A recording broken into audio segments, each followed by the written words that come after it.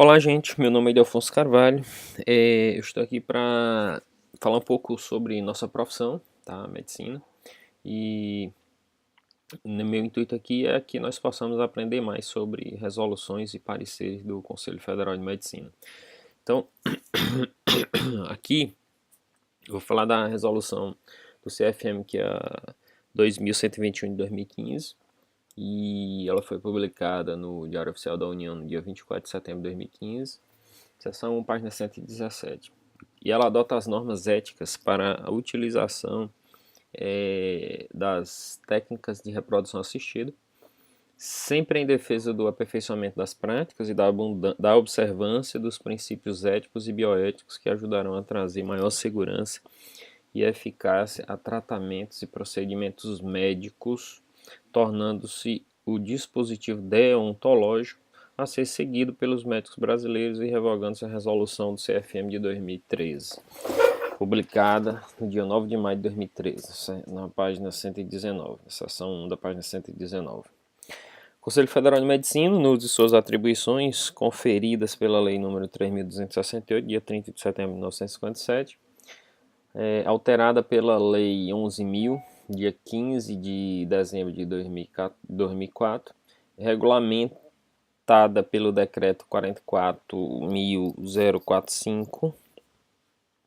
do dia 19 de julho de 1958, e pelo Decreto 6.821, do dia 14 de abril de 2009.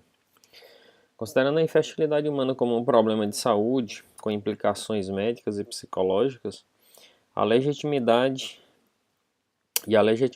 do anseio de superá-la, considerando também o avanço do conhecimento científico que já permite solucionar vários casos de problemas de reprodução humana, ainda considerando que o Pleno do Supremo Tribunal Federal, na sessão de julgamento, dia 5 de maio de 2011, reconheceu e qualificou como entidade familiar união estável homoafetiva, considerando a necessidade de harmonizar o uso das técnicas com os princípios da ética médica, considerando também, finalmente, o decidido na sessão plenária do Conselho Federal de Medicina, realizado no dia 16 de julho de 2015, resolve adotar as normas éticas para a utilização das técnicas de reprodução assistida, anexas à presente resolução como dispositivo deontológico a ser seguido pelos médicos. Artigo 2º. Revogar a resolução do Conselho Federal de Medicina de 2013, publicado no Diário Oficial da União no dia 9 de maio de 2013, seção 1, página 119, e demais disposições em contrário. Esta resolução entra em vigor na data de sua publicação, ou seja, 16 de julho de 2015, feitas pelo Carlos Vital Tavares e pelo Henrique Batista e Silva. Normas éticas para a utilização das técnicas de reprodução assistida. As técnicas de reprodução assistida têm o papel de auxiliar na resolução dos problemas de reprodução humana, facilitando o processo de procriação. As técnicas de reprodução assistida podem ser utilizadas desde que exista a probabilidade de sucesso e não incorra em risco grave de saúde para paciente ou possível descendente, sendo a idade máxima das candidatas à gestação à reprodução assistida de 50 anos. As exceções ao limite de 50 anos para a participação do procedimento serão determinadas com fundamentos técnicos e científicos pelo médico responsável e após esclarecimento quanto aos riscos envolvidos. O consentimento livre, esclarecido e informado será obrigatório para todos os pacientes submetidos às técnicas de reprodução assistida.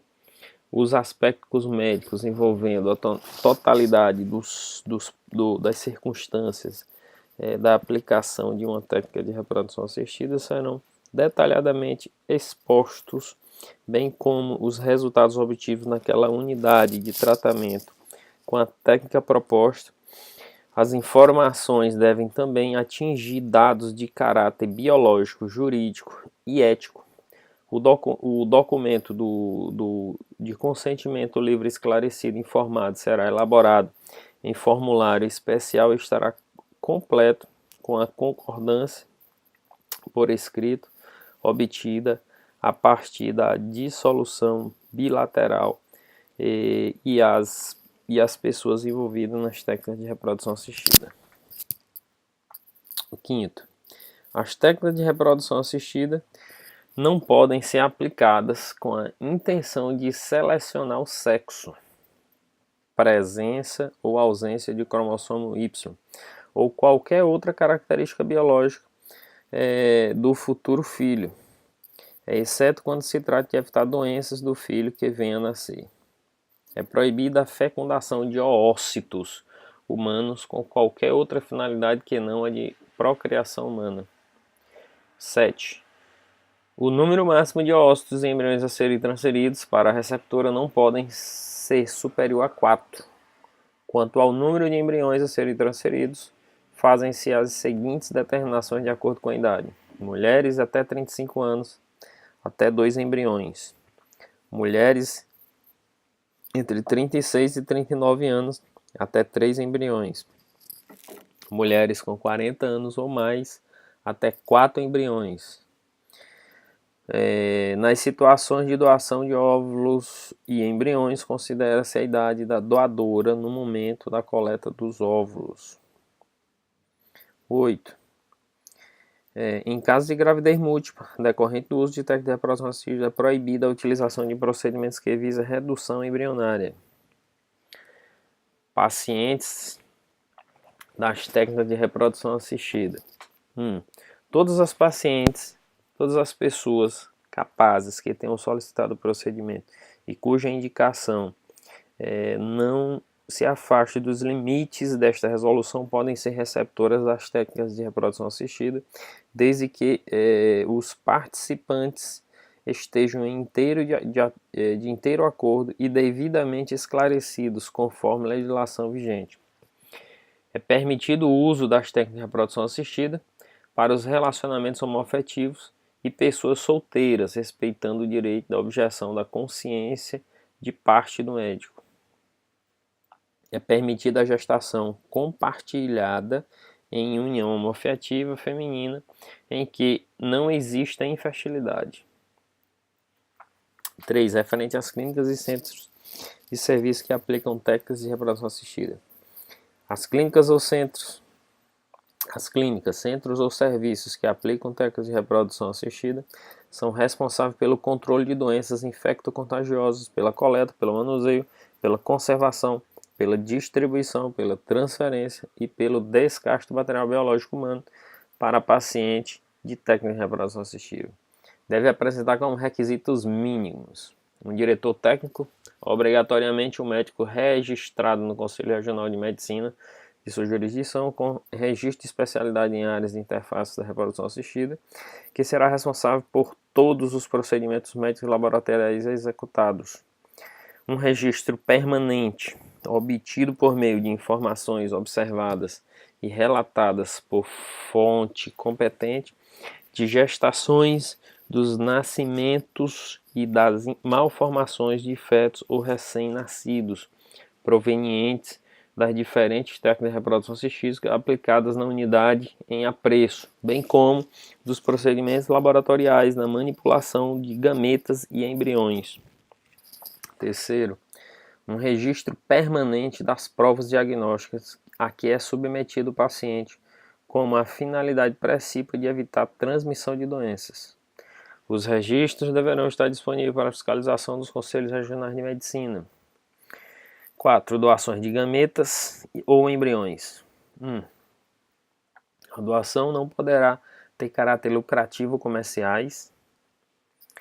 Os doadores não podem conhecer a identidade dos receptores e vice-versa.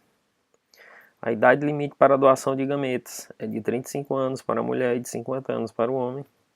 Será mantido obrigatoriamente o sigilo sobre a identidade dos doadores de gametas e embriões, bem como dos receptores, Em situações especiais, informações sobre os doadores por motivação médica podem ser fornecidas exclusivamente para médicos, resguardando-se a identidade civil do doador. As clínicas, centros ou serviços onde é feita a doação devem manter de forma permanente o registro com dados clínicos de caráter geral, características fenotípicas e uma amostra de material celular dos doadores, de acordo com a legislação vigente. Na região de localização da unidade, o registro dos nascimentos evitará que um doador tenha produzido mais de 2 gestações de crianças de sexos diferentes em uma área de 1 milhão de habitantes. A escolha dos doadores é de responsabilidade do médico assistente. Dentro do possível, deverá garantir que o doador tenha maior semelhança fenotípica e a máxima possibilidade de compatibilidade com a receptora. Não será permitido aos médicos, funcionários e demais integrantes da equipe multidisciplinar das clínicas, unidades ou serviços participarem como doadores dos programas de reprodução assistida. É permitida a doação voluntária de gametas masculinos, bem como a situação identificada como doação compartilhada de óvulos em reprodução assistida, em que doador e receptora, participando como portadoras de problemas de reprodução, compartilham tanto do material biológico quanto dos custos financeiros que envolvem a reprodução assistida. A doadora tem preferência sobre o material biológico que será produzido. Preservação de gametas ou embriões. As clínicas, centros ou serviços podem criopreservar espermatozoides, óvulos, embriões e tecidos gonádicos. O número total de embriões gerados em laboratório será comunicado aos pacientes para que decidam quantos embriões serão transferidos a fresco. Os excedentes viáveis devem ser criopreservados. No momento da criopreservação, os pacientes podem expressar sua vontade por escrito quanto ao destino a ser dado aos embriões criopreservados em caso de divórcio, doenças graves ou falecimento de um deles ou de ambos e quando desejam doá-los. Os embriões criopreservados com mais de 5 anos poderão ser descartados se esta for a vontade dos pacientes. A utilização dos embriões em pesquisa de célula-tronco não obrigatório conforme previsto na Lei de Biossegurança. A utilização dos embriões em pesquisas de célula-tronco não é obrigatório conforme previsto na Lei de Biossegurança. Diagnóstico genético pré-implantação dos embriões. As técnicas de reprodução podem ser utilizadas aplicadas à seleção de embriões submetidos a diagnóstico de alterações genéticas causadoras de doença, podendo nesses casos serem doados para pesquisas ou descartados. As técnicas de reprodução assistida também podem ser utilizadas para tipagem de HLA do embrião, no intuito de selecionar os embriões HLA compatíveis com algum filho do casal já afetado pela doença e cujo tratamento efetivo seja transplante de células-tronco, de acordo com a legislação vigente.